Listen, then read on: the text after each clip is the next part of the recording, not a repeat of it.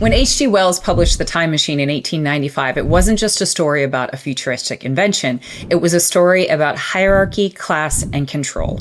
Wells was writing in the shadow of rapid industrialization, socialism, and rising debates about communism. His time traveler journeys forward to find the Eloi, which is a gentle and passive surface dwellers, and the Morlocks, subterranean workers who keep the Eloi alive, but also prey upon them. It was a vision of separation, of humanity split into castes so rigid that they become different species. Wells was showing us what happens when hierarchy calcifies, when power becomes invisible, inevitable, and absolute.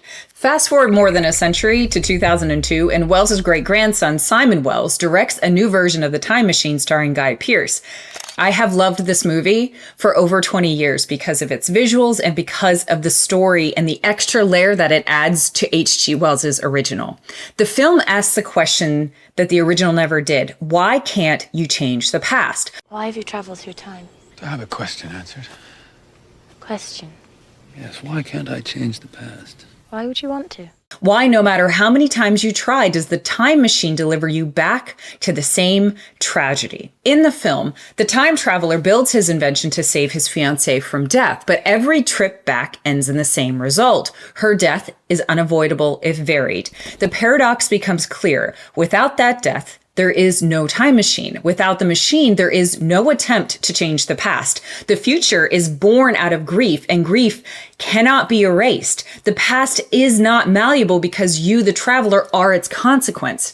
This theme carries forward into the far future sequences where humanity has been fractured into the Eloi and the Morlocks. In Simon Wells's telling, the moon itself has shattered from human hubris, accelerating our descent. In trying to master space, we doom ourselves. But the most enduring thread is hierarchy. The Eloi are sheep, innocent and powerless, and the Morlocks are predators, architects of fear and obedience. And when the time traveler arrives from the 19th century, he carries with him a dangerous illusion: free will. This is the world. Why don't you fight back? Tolen? Fight back. Why not? He believes that he can resist, that he can act outside the system. But here's the unsettling question. How can you tell when the system of control begins? Was it when the Morlocks seized dominance, when the moon broke apart? Was it when the Eloi surrendered theirs? Or is hierarchy always seeded into our societies waiting to mature, whether it's in the form of bowler hats or stricter organization of hierarchy?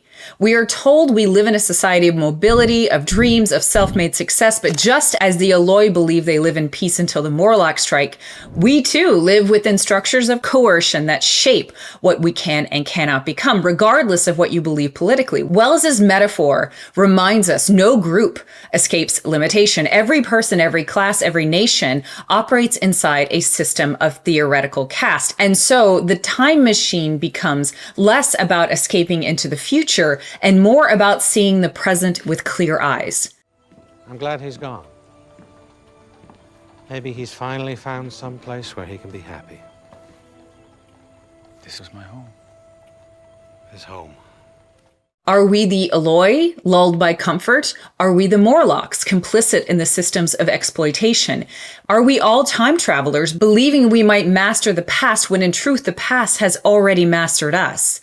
What Wells and Simon Wells both give us is not a machine but a mirror, a reminder that time will not free us from hierarchy unless we confront it now.